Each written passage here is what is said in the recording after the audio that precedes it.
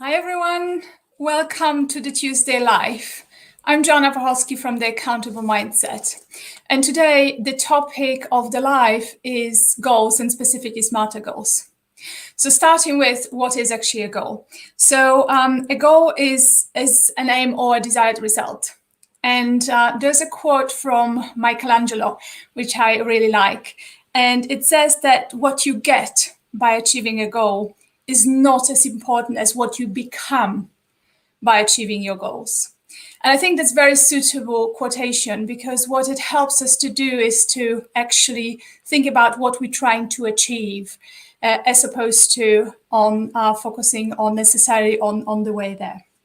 So why do we need goals? It's quite interesting, actually, because most of the time our day is actually filled with small goals. So whether it's getting up or going to work, picking up children from school, maybe going to football practice, or to some kind of sports event, or meeting friends. These are actually all small goals during our day that we aim to achieve, and to be there, be on time. And we rarely consider them as actually goals. And it's very interesting, because when you start looking at them as goals, what we realize that we, from the moment from the goal we want to achieve during the day, we actually reverse engineer to make sure that we make it on time, we have certain equipment with us, we're prepared, we're ready, we get to a certain destination to do whatever we are planning to do, which is the goal at that point in time. So the reason why this matters, that actually our days are filled with goals and we don't even realize it, is because if we were just doing stuff without a purpose, and the goal carries a purpose in it, then we would be just doing things, being busy, running around, and just being putting out a lot of energy, spending a lot of energy for actually very little result. So having a goal means that what we do has a purpose, has a reason, and it actually helps us to achieve something that's important for us and for others, or for others, can be the case as well. Where goal science started, the modern understanding of how goals are set, is with a gentleman called Locke, and this was in the 1960s. He did some pioneering research during the 60s and started to relay the foundations for what we understand today as modern goal setting. And building on this, in 1981, there's an article that was published by Peter Drucker. And this article is actually the foundation and the moment where the word of SMART goals was coined. So this is the first time where the word SMART goals, and obviously SMART is an abbreviation, and I will speak about this in a moment. This is the first time where this word is being specifically mentioned in relation to goals. And there is, since then, there's been a big debate whether the abbreviation SMART is enough, whether there should be certain words added to it to reflect actually the effectiveness of what's being done, and also the continuous improvement nature that goals should ideally have. However, what is most commonly used is the abbreviation SMART, with specifically the 5 words that I'm going to come to in a moment. So this is what I'm going to focus on. And the first word, so the S, stands for specific.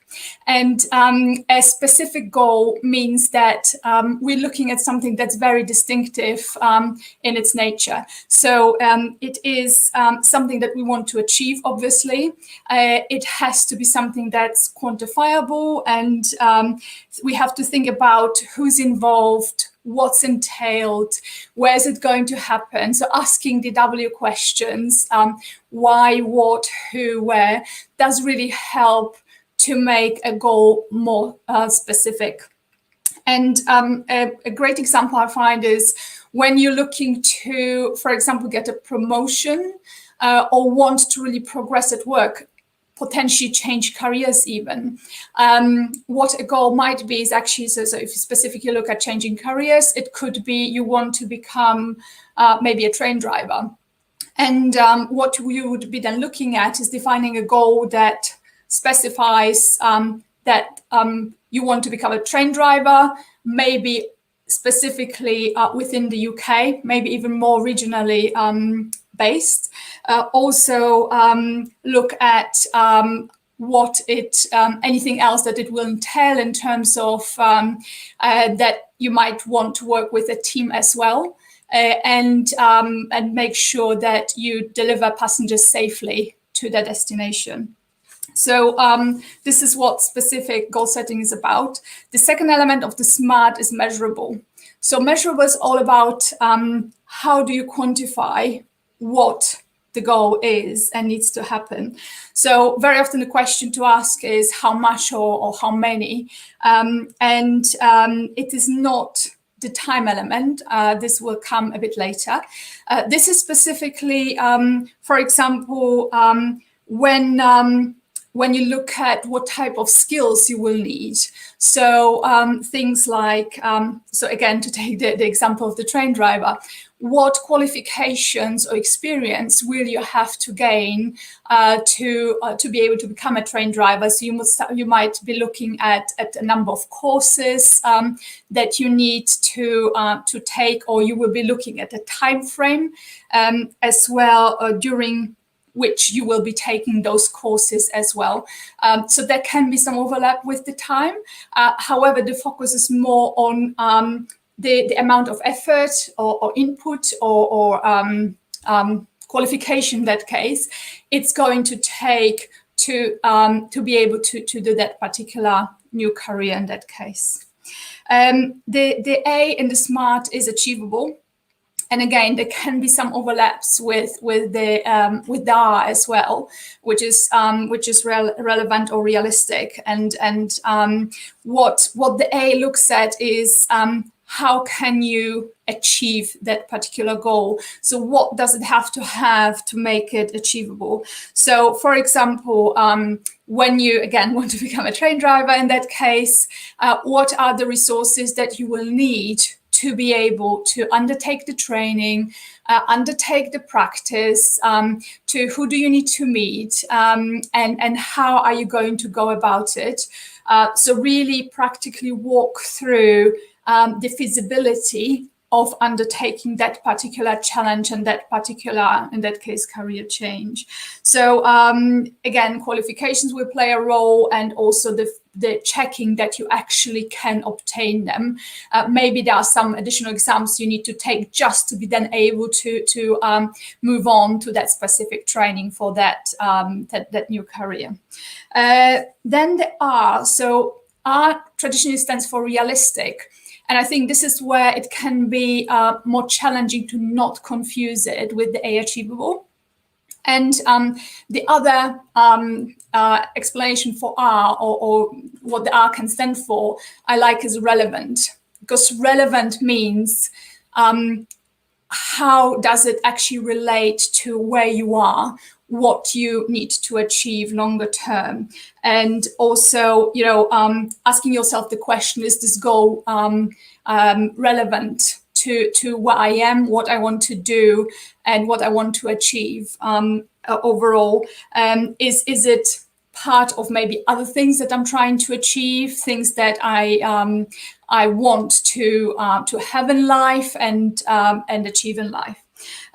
So there are environments sometimes as well where certain things won't be possible. So, for example, hypothetically, if there were no trains in the world, obviously becoming a train driver might be a bit more challenging.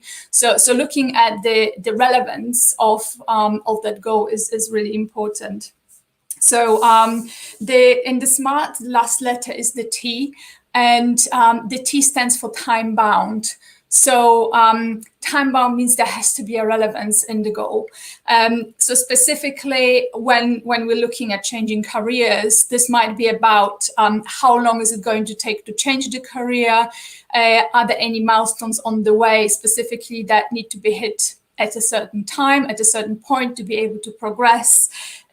How long overall is it going to take? And also, where do I start today? So what is possible to implement straight away in terms of time, and use it as the foundation to move forward towards that goal?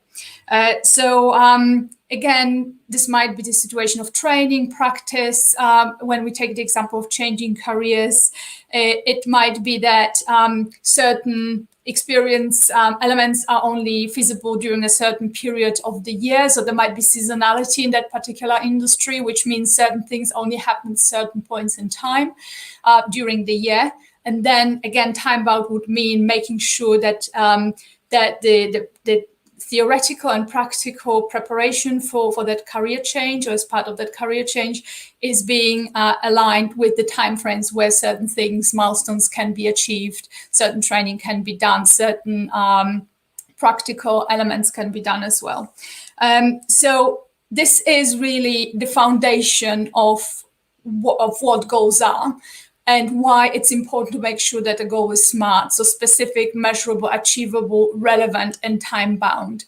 And the more specific or the better goal is formulated, worded to hit these particular elements, it's almost like a checklist, the higher is the chance that you'll be actually able to achieve that goal, because it will be easier to measure it. It will be much easier to know, are you there or not? It will be easier to see, are you on track? Does something need to be adjusted? Do you need support? Is there anything else that needs to be considered? So the more specific, the more opportunity there is to notice when things are not going according to plan, but also to do something about it. And of course, in combination, this means that the chances of achieving the goal are much, much higher. So there are always questions around goals, and I've tried to reply to most of them with specifically the different details I've covered. But there is one particular question that keeps coming up, and that's the relation between goals and actions. And I'm going to be covering next week specifically planning, so I'm going to mention this in a bit more detail. But at this point in time, when you think about a goal, that's something that is an outcome, what ultimately you want, the point where you want to be when you have done something, when you've worked towards something. So this is a milestone. It is a point where you stop and hopefully enjoy the achievement, and also reflect, maybe consider what to improve as well. Definitely celebrate. People don't celebrate achievements and achieving goals enough. But also, when you then look in terms of what went well, what didn't go well, very often there is also consideration around action. So what you have taken, what you have done on the way to the goal, and is there something that can be differently or better? And sometimes when we start planning, it's not quite clear how to do that and how to break down going towards a goal into individual steps. So just imagine that you're going onto a holiday, and it's a car trip, it's a road trip.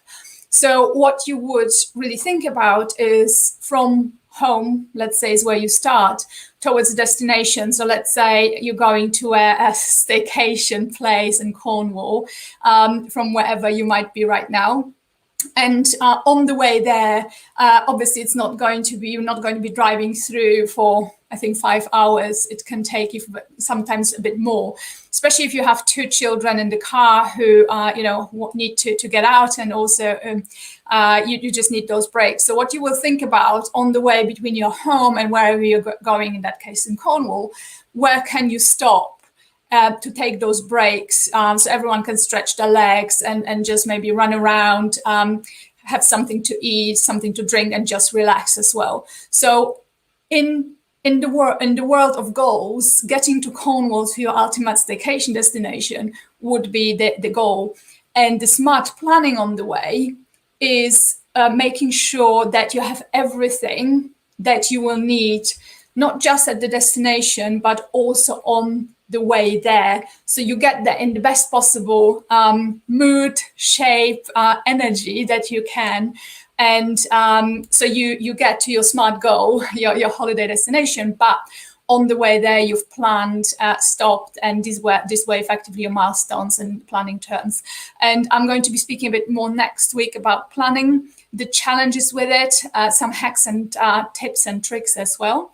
And if you have any questions on the topic of goals, SMART goals or smarter goals, where you also include effectiveness of the goal and improvement, do let me know. Drop me a line or email me on joanna@theaccountablemindset.com, and I'm happy to answer any of your questions. In the meantime, have a great week, and I will see you soon. Bye-bye.